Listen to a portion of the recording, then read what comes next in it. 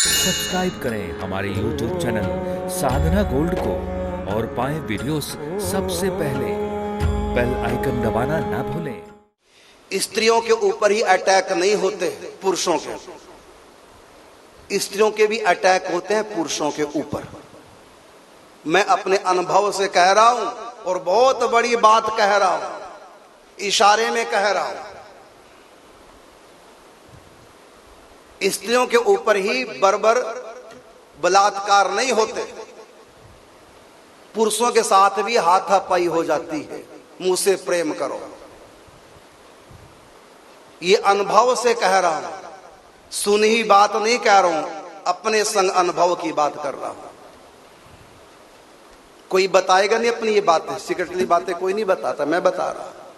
इसलिए बता रहा हूं कि साधकों को सावधान रहना चाहिए। यदि आगे बढ़ना है अपनी तरफ से तो क्या पहल करेंगे, सामने वाला पहल करे, दूज तीज चौथ कुछ भी करे, तुम मजबूत रहो तो आगे बढ़ोगे। यदि तुम मजबूत नहीं, बच नहीं सकते बच्चों, मैं गारंटी देता हूं। इतने अटैक होते हैं स्त्रियों के ऊपर ही नहीं, पुरुषों के ऊपर भी अटैक होते हैं। स्त्रियां पुरुषों को तो जेल में भेज देती हैं, तो पुरुषों को भी ऐसा कानून बनना चाहिए कि पुरुष भी मुकदमा करे कि इसको भी जेल में दे।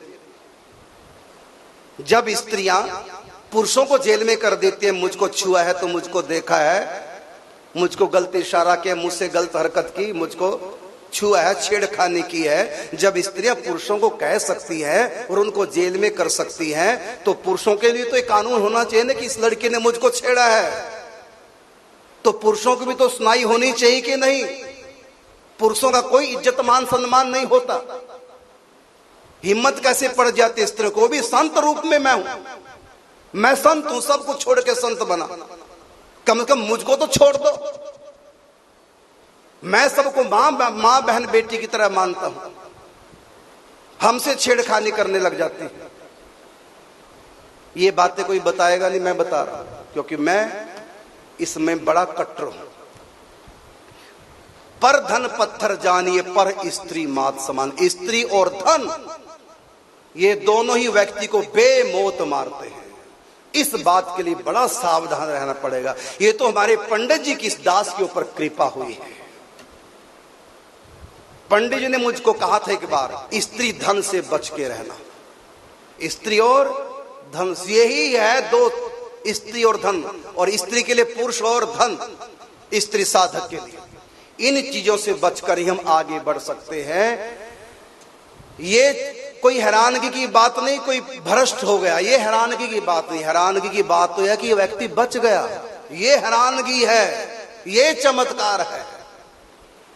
लोगों तो कहते अच्छा ऐसा हो गया, इतना इतना गलत हो गया, इतने लोग गलत हैं, बड़ी हैरानगी की बात है। अरे लोग गलत हैं, ये हैरानगी की बात नहीं है। हैरानगी तो बात यह, इस गलती में भी लोग जो बच गए, ये हैरानगी की बात, बच गए। ये तो हमारे पंडित जी की कृपा इस बात में मेरे ऊपर है, जो बच गए। ये संसार इतना आसानी से पार नहीं हो सकता। मम माया दुरत्या, स्वयं श्री कृष्ण कहते हैं, ये मेरी माया बड़ी दुस्तर। लेकिन मुझको हैरानगी तो ये होती है कि तैरने की तो कौन कहे, लोग कूद रहे हैं, आत्महत्या कर रहे हैं, पर स्त्री को देखते हैं तो उनको मां बहन बेटी नजर नहीं आती। दूसरे की बेटी को देख रहे हैं, दूसरे की पत्नी को देख रहे हैं, दूसरे की बहन को देख रहे हैं। अपने घर में बहन बेटियां हैं, उसके बाद भी हम दूसरे की बहन बेटियों की तरफ दृष्टि डाल रहे हैं। यही गलती अगर हमारी बहन बेटी करे तो सोचिए जरा, क्या बीतेगी तुम्हारे ऊपर।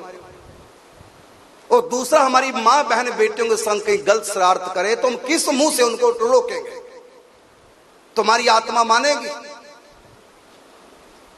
चरणदास ने कहा, अरे नर पर नारी मत तक करे,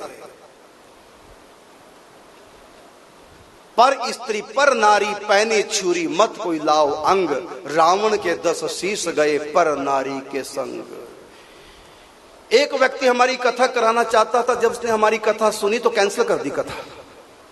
टीवी में जब कथा करी कैंसिल कर दी। बाद में लगा पता क्यों कैंसिल करी, क्योंकि जो कथा कराने वाला था वो पर स्त्री संबंध रखता था। उस मोहल्ले में पूरे में चर्चा थी और मेरा प्रोग्राम सुन लिया टीवी में, और मैं ऐसी तैसी करता हूँ ऐसे लोगों की। अब वो घबरा गया कि महाराज जी ये बात कहीं यही ना बोल दे हमारे यहाँ करके, और मेरा प्रोग्राम ही कैंसिल कर दिया।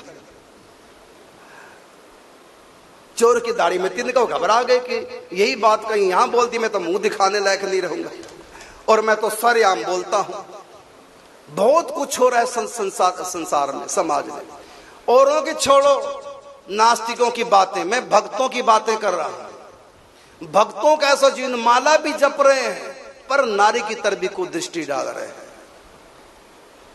तिल कंठी धारण किए हैं, माला जप रहे हैं, पूजा पाठ एकादशी सब कुछ कर रहे हैं, लेकिन तब भी पर नारी में मन लगाए हैं। ये हाल है। और कितने को तो मैंने देखा, मेरे को अच्छी तरह ठोकने दो आज सबको, यहां तक शादीशुदा है, लड़का भी लड़की भी, और सत्संग भी सुनते हैं, माला भी जपते हैं, मेरे पास भी आते हैं। क्या होगा? भक्ति फलित हो जाएगी। इसलिए कहा पर नारी पैनी चूरी मत कोई लाओ अंग, रावण के 10 शीश गए पर नारी के संग। कई लोग मेरे प्रवचनों से बहुत ज्यादा प्रभावित होते हैं, लेकिन मुझसे डरते हैं, मेरे प्रवचनों से डरते हैं। महाराज आप बिल्कुल ठीक कह रहे हैं, लेकिन क्या करें, हमारी जो कुत्ती आदत है, हम क्या करें? हम सुधरना नहीं चाहते, जबकि हमको सुधरना चाहिए। आप बिल्कुल ठीक है, हम गलत हम जानते हैं, आप ठीक कह रहे हैं, आपकी बात 16 आने अच्छी है, आप अच्छे भी लग रहे हैं, तब भी हमको आपसे डर लगता है। क्यों लगता है? क्योंकि आप हमको सुधारेंगे, हमको सुधरना ही नहीं। आप तो अच्छे हैं। तो कई लोग मेरे पास इसी डर से नहीं आते। कई लोग तो इसलिए नाम दीक्षा मंत्र नहीं लेते, ये तो हमको जकड़ देंगे बिल्कुल। अरे तुम्हारा इसी में भला है। एक ने तो मुझसे आके कहा महाराज राजी राजी में तो कोई पाप नहीं लगना चाहिए। अभी कोई 4-5 महीने पहले 2 आए थे मेरे पास यमुनानगर से। उसने कहा कि महाराज राजी राजी में तो कोई पाप नहीं होना चाहिए, इसमें क्या है? वो भी खुश, हम भी खुश। हमने कहा ये तुम अपने लिए मुझसे पूछो, राजी राजी में तो पाप नहीं लगना चाहिए, तो तुमने सोचा है तुम्हारी बहन बेटी पत्नी भी राजी राजी में? यही बात जो तू अपने लिए मुझसे कहलवाना चाह रहा है, ये सोचो जरा। यही प्रश्न तुम्हारी पत्नी मुझसे कहती है, यही तुम्हारी बहन बेटी मुझसे पूछे कि राजी राजी में हम कहीं शारीरिक संबंध करें, इसमें तो पाप नहीं होना चाहिए। बोलो फिर तुम क्या उत्तर दोगे अपनी बहन बेटी को? तुम्हारी बेटी तुमको कहे कि पापा ऐसे में क्या बुरा है, राजी राजी में किसी से भी प्रेम करे, तो तुमको कैसा लगेगा? या तुम्हारी पत्नी ही कह दे, तुम जो मुझसे पूछ रहे, मुझसे हाँ कराना चाहते हो, क्या तुम हाँ कर दोगे खुद? तुम्हारी आत्मा मानेगी तुम्हारी पत्नी जब तुमसे पूछेगी?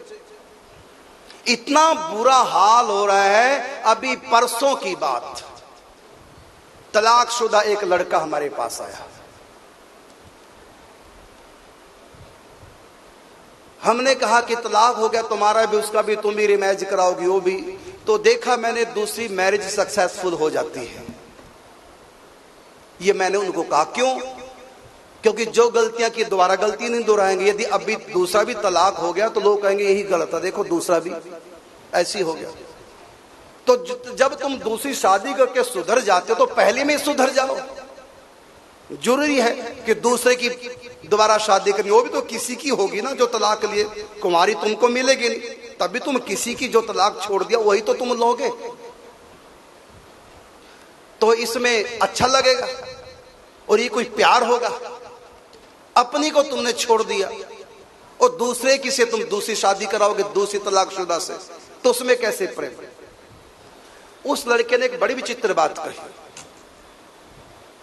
जो मैं मन से कहना तो नहीं चाहता, लेकिन क्या करूं, ये व्यासपीठ है। यदि हम गाइड नहीं करेंगे, हम कमी नहीं बताएंगे, तो फिर कौन समझाएगा तुमको? स्कूलों में तो समझाया नहीं जाता, ये विद्या स्कूलों में तो पढ़ाई नहीं जाती।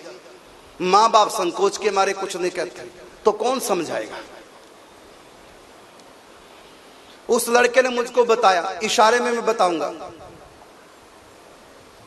उसने कहा कि जो पहली शादी हुई जिससे, वहां भी तो हमने समझौता किया था। हमने कहा ऐसा क्यों बोल रहे हो? तो उसने अनुभव से जो कहा, वो बात मैं मंच पे तो नहीं बताऊंगा, लेकिन एक बार मैं हिल गया कि ये हो रहा है संसार में। मैंने चरित्र कोई बचा के नहीं रखा, अपना कमारा लड़का हो चाहे लड़की। उसने तो विस्तार से मुझको समझाया, बाप भी उसका वहीं बैठा था, लेकिन सुन करके एक बार हिल गया कि ये समाज में हो रहा है। तो मैं तो एक बार हिल गया। एक और हमारी बच्ची है, मेरी गोद में पली है, उसने भी अपना अनुभव बताया। उसने नौकरी कर रही थी, नौकरी छोड़ दी महीने बाद। क्यों छोड़ी? कहता जितने भी वहां हैं, चाहे शादीशुदा चाहे अनमैरिड, सबको दृष्टि रखते थे मेरी तरफ, मैंने छोड़ दिया। फिर दूसरी जगह से नौकरी की बैंक में, वहां देखा कि वहां भी यही हाल है। अंत में उस लड़की कह लेगी मुझको कि मेरे तो मन में आता कि सब ऐसे ही हैं, यही हालत दुनिया में सब जगह। तो जब ऐसे लड़के नहीं तो मैं शादी किससे करूंगी? अच्छा तो मैं कुंवारी ही रह जाऊंगी। तो मुझसे कहा कि मुझको लड़का मिले तो ऐसा मिले मेरे पापा जैसा, जैसे उसके पापा का स्वभाव है, मर्यादा वाला। यदि आप इसकी गारंटी लेते हैं, मुझको कहा यदि आप इस बात की गारंटी लेते हैं कि लड़का चरित्रवान है, तब तो मैं हाँ करूंगी। चाहे आप मुझको भिखारी के संग शादी कर लो, वहां मैं जाने के तैयार हूं। मैं सब समझौते कर लूंगी, लेकिन यहां समझौता नहीं करूंगी। यदि लड़का मुझको छोड़कर कहीं और भी मन दिए है, तो मैं ऐसे लड़के को स्वीकार नहीं कर पाऊंगी। और भगवान की कृपा से उसको ऐसा ही लड़का मिला। अब तो मुझको कहते कि आपने तो ऐसा पवित्र लड़का दिया। मैं तो कहती थी मेरे बाप जैसा हो, वो तो मेरे बाप का भी बाप निकला, मतलब मेरे बाप से भी अच्छा निकला है। इतना बढ़िया लड़का, हीरा दे दिया मुझको। और सचमुच में उसने अपने अनुभव की बात बताई। मैंने चाहे कोई कंवारा हो चाहे शादीशुदा, सब गंदी दृष्टि रखते थे। नौकरी छोड़ दी सोच करके कि लोग अच्छे नहीं हैं। और बेटी हमारी क्योंकि गोद में मेरे पली है बचपन से, तो मुझको अपनी बात शेयर करती है। तो ये समाज में हो रहा है, कैसे आगे बढ़ो।